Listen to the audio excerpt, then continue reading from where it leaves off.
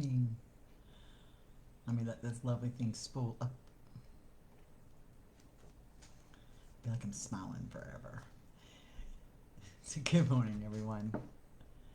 Have some coffee.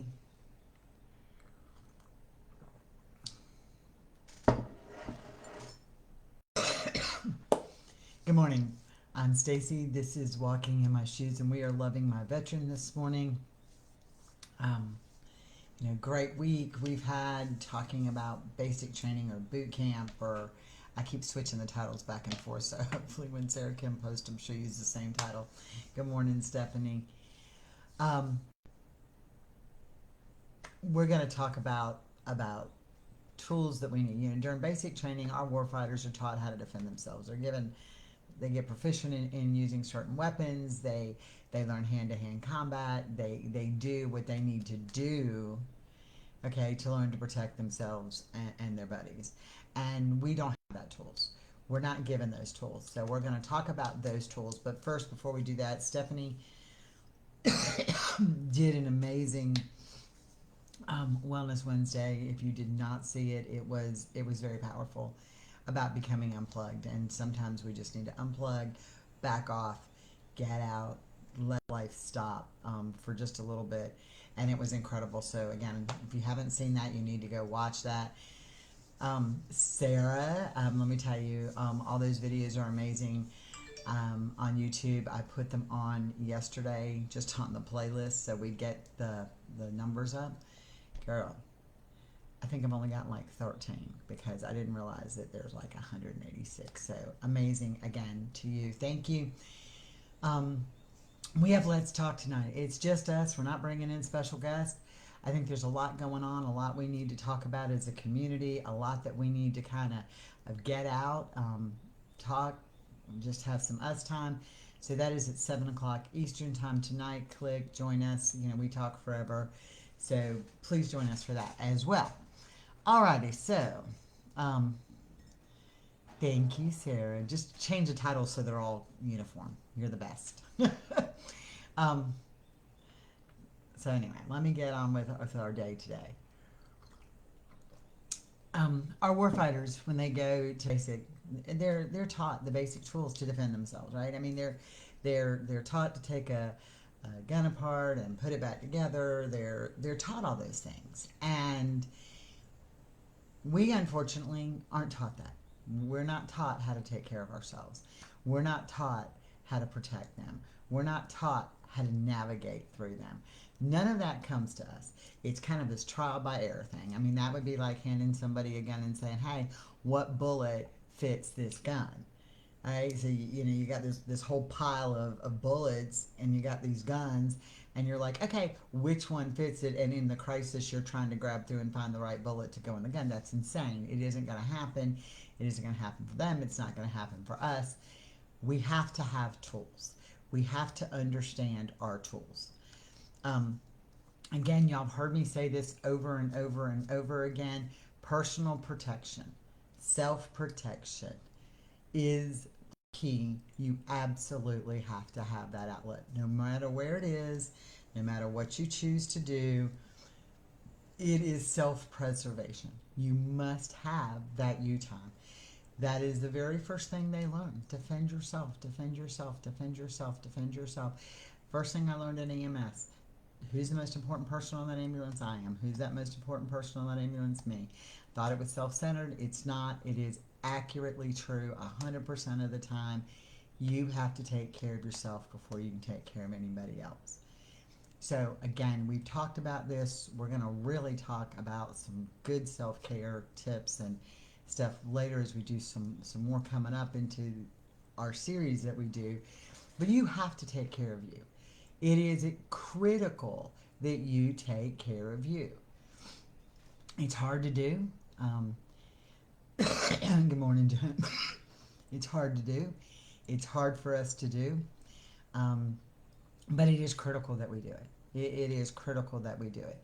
Because what happens when we don't is, let's just let's take the emotional side. Emotionally, we get wiped out. Emotionally, we get burned out. Emotionally, we get in our own dark place. Emotionally, We just dwell there and dwell there and spin further and further out of control, and we lose who we are, and we're sinking deeper and deeper. So that's why taking care of yourself is so important, because you get burned out physically. Physically, we get burned out. Physically, we get sick. Physically, we can't do it. I know that, a lot of us on here have autoimmune issues, and when you push that part of you, you take a physical toll on yourself. And again, when you're not good for you, you're not good for anybody else. So you have to be good for you. That is the key to surviving this. It's the key to surviving any relationship. Of course, it took me 54 years to figure that out, 53, but I'm good now. You have to take care of you first. That is critical in what you're doing. Learning to deal with crises for what they are is your next big deal. You have to learn to navigate between and stop enabling the PTSD or the TBI to control your lives. We all have our baggage, okay? I can sit here and wallow on the couch and say, I'm going to let what's going on with me control our lives. All we're going to talk about are doctor's appointments and da-da-da. We're not doing that. Did I have a few days where I did that? Yes. Are they allowed a few days where they can do that? Yes. But it cannot control your lives. You cannot enable it to control your lives. It is very important that we learn not to enable, because that is one of the weapons that the enemy uses, is enabling. They get us sucked into this enabling spot. Good morning, Nakia. So when they're in combat, you get sucked into becoming defenseless. Okay? And when you become defenseless, you can be controlled. So it is very important that we learn not to enable, or not to allow us to let something enable. Whether that is anything we do, we can allow it to control our lives. Anything we do. I have always been one of these people that I'm 100% in. Okay, I am 100% in. I'm always 100% in, and I don't care what the sacrifice is. Okay, that's just me. So, like, when we did the volunteer fire department, y'all, I was 100% in. I had been there 2 weeks. The poor turnout gear was horrible. And I had been there 2 weeks, and I go sign a $20,000 note to make sure that they have fire stuff. Good morning, Colleen. I do that early on in, and I'm thinking, sorry, I left my phone on. I do that early on, and I'm thinking, this is insane, stupid. Why are you doing this? I was spending my life there. My kids were eating sandwiches there. You've got to learn that balance. And so I go 100% in, and I let being part of the fire department, I enabled it. I enabled their downfalls and their shortcoming. I enabled them to control my life. And we all tend to do it. People tend to do it. We either enable or we avoid. Those are our two big deals. We either enable or we avoid. So I enabled that to control my life. I have always, when you're right, when we do it, walk on those eggshells, and you can't let it control your life. You can't let it control your life. So don't let anything control your life. That's the key that we don't get. Okay? And the thing is that when you really sit down and talk to the veteran, when they're not in a space, and when they're early on, they don't want all that crap taken away from them. But we do it, and we let it control our lives. So when you go into this, you need to be all into the relationship. Be all in to the relationship. Let the relationship that you're all into, let that grow and nurture, but don't let the parts of the relationship control your life. I cannot get my life consumed about whatever's going on with my health or with me personally. We cannot let our life get consumed with PTSD. We cannot let our life be consumed with anything that's going on, because what happens is, if I'm 100% focused on what I'm dealing with, even loving my veteran, if I'm 100% focused on that and I'm all into that, and then I try to be all into my health, and then I try to be all in to Carl, and then we try to be all in to PTSD. We now have four things that we're trying to give 100% to, and we're not giving anything the time and place it deserves. They all have spaces. They all have places. Okay, so that is really, really important, that we learn that we need to be all into the relationship. But part of the relationship, when we're talking about these weapons and these tools and these things that we need to defend ourselves and defend them, be all in. But put the pieces where they go. The peace, personal happiness, personal care is well up on the top of that list. PTSD is only a part of. It is only a part of that relationship.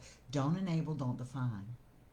Your personal illnesses, baggages, quality time, whatever, okay? All of that fits into little holes. And they all come together to make your relationship all in. You cannot give what you don't have. If you are empty and you are drained and you are done, you can't give anything back. What are you going to give back? There's nothing there. So that's how it works. That's one of the tools to survival. That's one of the tools to not being defenseless. Being empowered, learning what you can learn about PTSD. Learning what you can learn about a TBI. And I'm not talking about go out and talk to other people who are going through it. I'm talking about learn the medical side. First of all, the medical side is very, very important.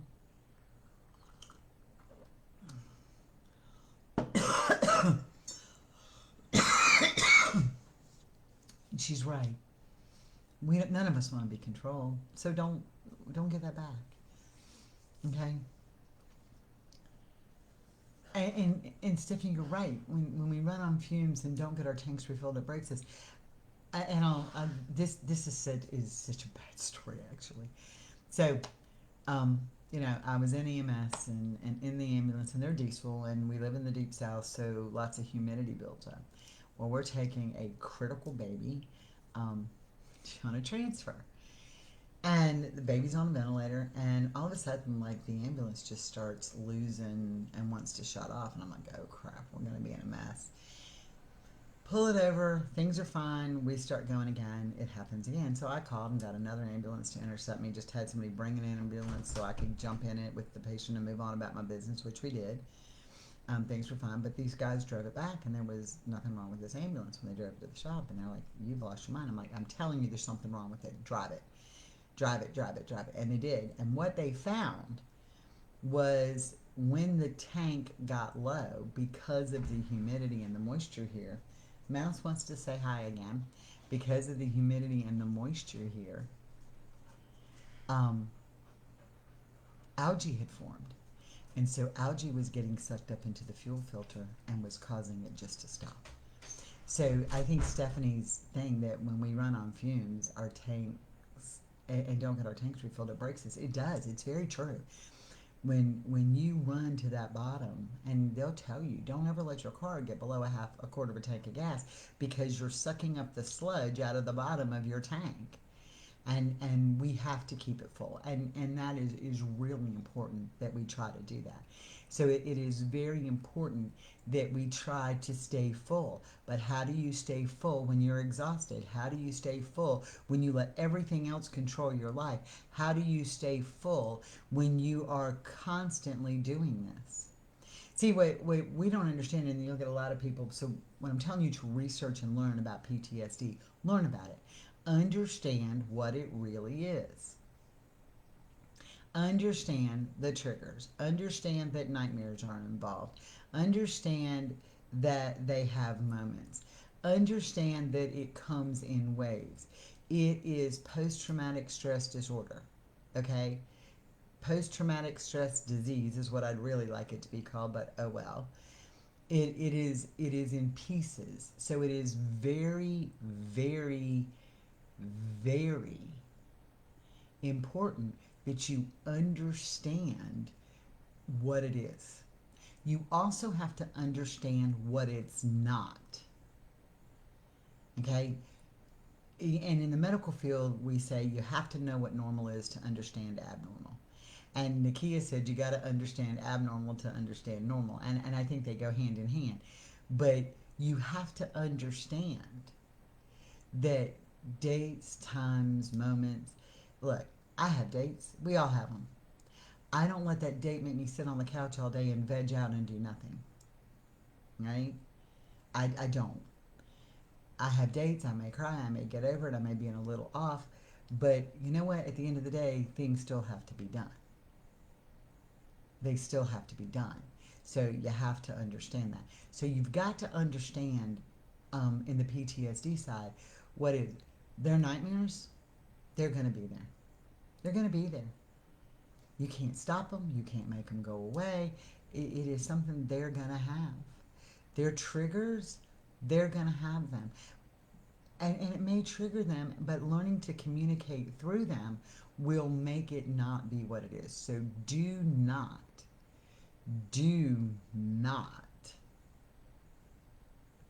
let it control your life. But you got to know what it is. Once you read the technical terms of what it is, you got a guideline.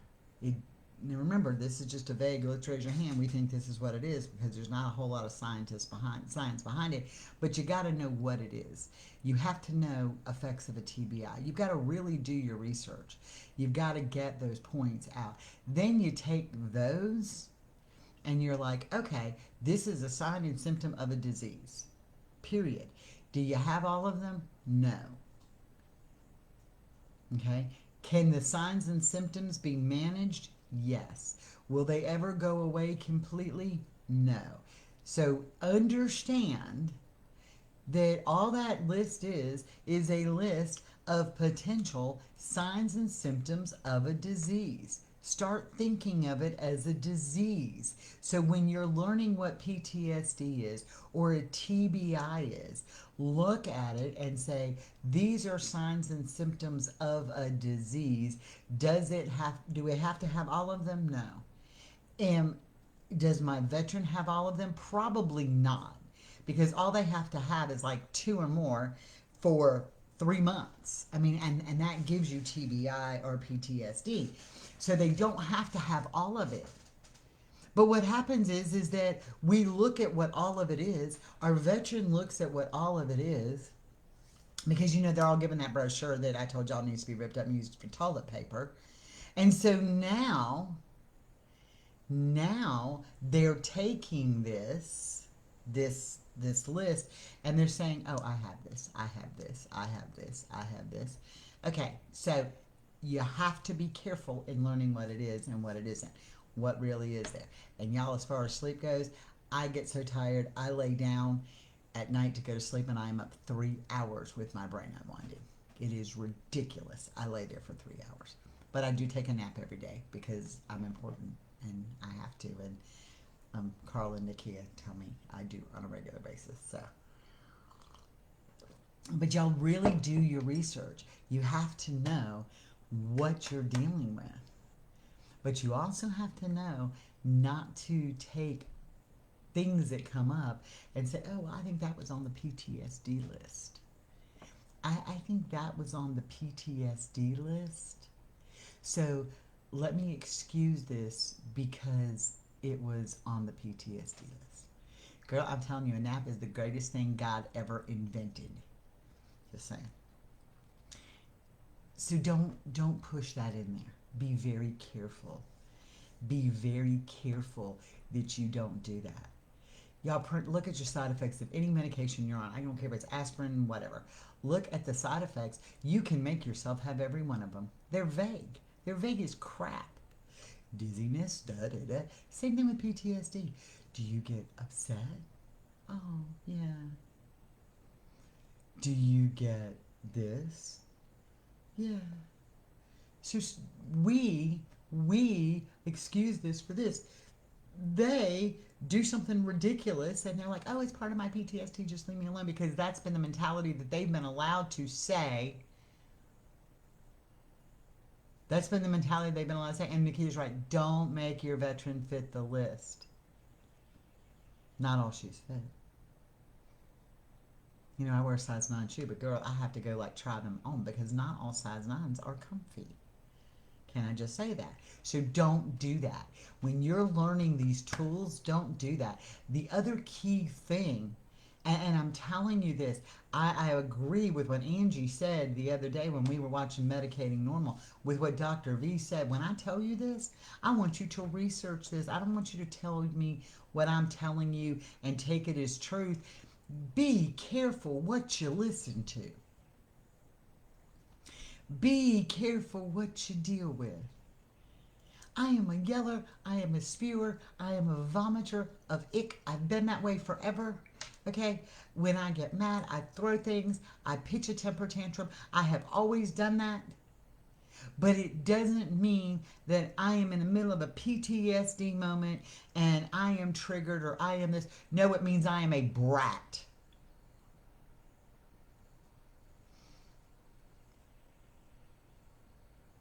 I am a brat. Okay? So you have to be careful not to confuse bad behavior that we've been allowed to do for so long into a disease, because we can click off everything. I wish. Yeah, my brain's like the Energizer Bunny too. When I lay down, I cannot shut it off. I cannot shut it off. It is so hard for me. And yeah, I do use the CBD and it helps some, but my brain. I think part of it is that at night, in the daytime, y'all, we have so much static coming in our brain. Y'all, be nice. This is G-rated. We have so much static coming in to our heads that from outside sources, from everything else, we have all these outside static coming in, that when nighttime finally comes and the peace and the quiet finally start to come into our lives, I think when that happens, we get clarity, and then our brain does become the Energizer Bunny. If I would just get up at 3 o'clock in the morning or 2 o'clock in the morning and write, it would be amazing. But I don't. I lay there because I'm like, God says I need to sleep. This is what I'm supposed to do. And I think you have to be very careful in that aspect. So learn your tools. Learn what your enemy is. Learn the disease. Just do what you need to do in order to be educated to go forward. That is a key in our defense mechanisms. So y'all, take control of your life. Don't let things do this. You have to get yourself together. You have to get educated. You can't allow excuses to go on. And I'm going to tell you this right here, right now. Setting boundaries is hard. Setting boundaries is hard. It is nothing like as hard as maintaining those boundaries. Think of it again from the military perspective. We draw the line in the sand, right? We put up the thing, and we don't want the enemy, and I don't want to use that this is necessarily an enemy, okay? But you don't want them to advance past this line. All right, so we draw this line, and we don't want them to advance past this line. But then we retreat, and we allow it, and we retreat, and we allow it. And the next thing we know, we're back to where we were, and we have our back pushed up against a wall. We can't do that. So when you set those boundaries, it's not easy. It is not easy. Again, I'll say this again. Nakia will say this. She will be like, yes, yes, yes. It is not easy to set them. It is not easy to maintain them. And when you start setting them, you are going to be met with resistance like you have never seen before. But once you start setting boundaries and you start putting them there and you start saying, you can't cross this. Once you start doing that and the boundaries are clear, life goes forward. The boundaries have to be clear. When I say clear boundaries, kinda. They have that right to cross those boundaries, though. You just don't have a right to engage in it. But they are kind of like telling your kids, okay? Yeah, you set your boundary. And again, you can't go to your 4-year-old and say, I don't want you to do this, because it doesn't work. If somebody came to you all of a sudden and said, okay, this is how your life's going to be. I want you to get up at 8. I want you to have a shower. I want you to put makeup on by this time. I want my breakfast cooked by this time. You're to clean the house from this time to this time. And it became so structured, you're going to tell them F you, right? Because you can't do it. And you're going to tell them F you. And you're not going to live like that. But when you set those boundaries, pick your most important boundary first. I always say that. 1 or 2, pick them first. Live within those 1 or 2 boundaries first. 1 or 2 boundaries first, and talk about them. If you, yeah, and I agree with you. If boundaries are seen as punishment, it's not going to be good, okay? They're guidelines about what is acceptable and what is not acceptable.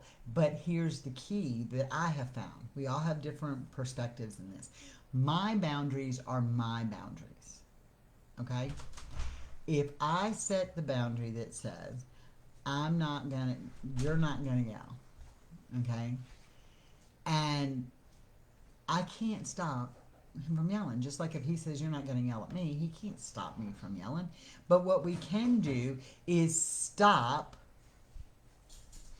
engaging when that boundary is crossed. Okay? Stop down and say, time out. You're not going to talk to me this way. Stop. Nakia, stop sign. My name is Nakia. My name is Stacy. Stop.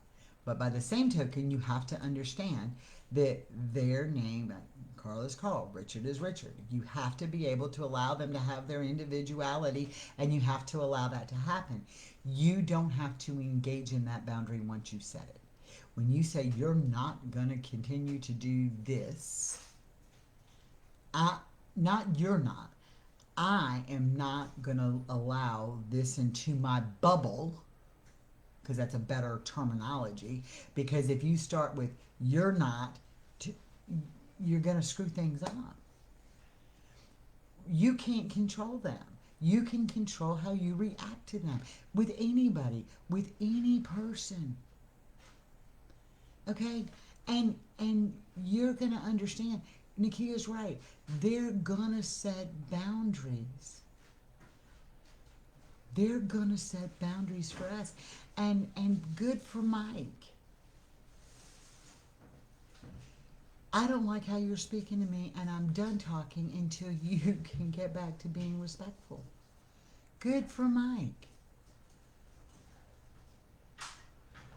That is so important. But what did you say, Stacy?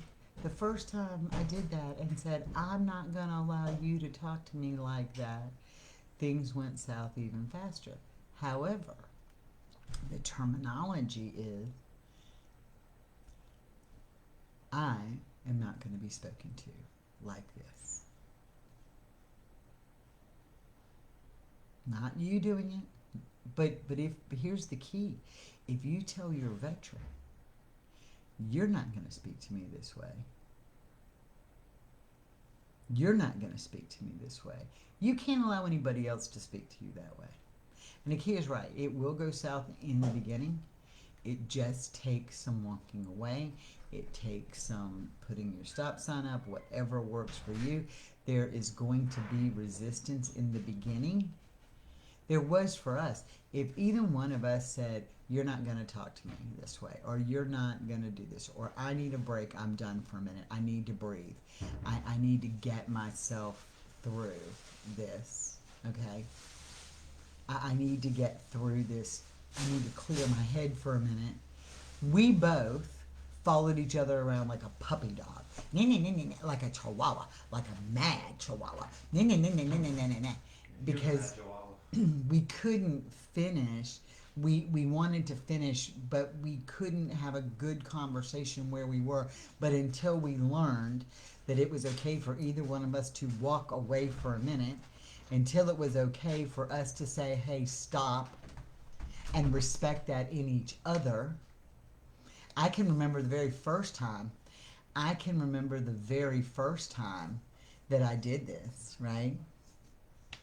The very first time that I walked off and went in another room.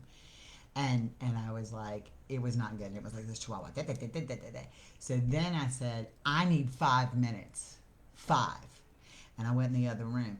And girl, at 4 minutes and 59 seconds, because the whole time he's standing outside the door, right? So 4 minutes and 59 seconds, he's like, are you done yet?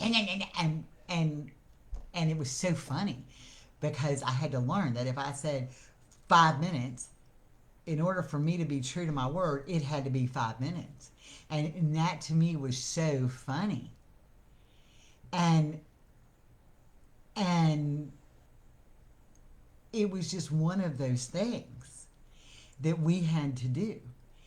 And now I can be like, give me a little bit. Give me some space. And I'll walk off. Or I'm going to go lay down for a few minutes. And I go lay down. Or I'll go sit out back. But we both learned to do that. And that space was okay. And that was something we both had to learn. That space was okay. And those are the tools that you have to have when you're going forward. We're going to finish up tools tomorrow because there's still so much more to navigate through that are just the basics. You know, we can get into the in-depths and how to take these apart and become specialists at whatever you want, but these are just the basic tools that nobody taught us. This is just like being airlifted into the middle of a combat zone with a bucket of ammunition of all different calibers and a bucket of weapons that we don't even know how to fire, and we don't even know how to pull our parachute to open it, but we just start grabbing a cord and pray to God we put the one that deploys and not the one that breaks away. That's what our life is like without the proper tools. And it would have been nice to have had these proper tools from day one, early into the relationships, early into the PTSD diagnosis, early into all this stuff. Why are we having to find out about it now through trial and error and pulling hair out and families being broken apart and relationships being torn apart and suicides and overdoses? Why are we waiting till it's this long? Why? Because, remember, we've already talked about our veterans feeling disposable, which they do. And go back to the fact we were not issued to them when they enlisted. And you're right, Stephanie, it's the blind leading the blind. And it's hard. But we don't have, that's where we come together. We come together and talk to each other and learn from each other. and get our tools from each other, because that's how it works. And that's what we do. And I'm going to pop off of here. Thank you for being part of our family. Don't forget tonight, Let's Talk. We're back on the normal link. We're not having guests, so please join us for Let's Talk. Invite your friends. I will say this, and this, I'll put out a call to action, but I really, really, really would like to see more of this. I did not know that it could be done this way. The YouTube, on your computer, turn it on. Go to the playlist. Turn the volume down if you have to. Okay? Turn the volume down and let that stuff play. The more watches we get, the better. And I figured it out today that playing continuously would take 4.5 days. But it's fabulous. Yeah, and you need to learn that it's not buying into he has PTSD and there's nothing you can do about it. The VA cells theory. And that's true. You can live with PTSD. You can do it. There's different ways to do it. And it becomes your way. Y'all have a blessed day. I'm Stacy. This is... Girl, my voice in your head is not Dawn. Wow, that is horrible. Have a great day. Bye.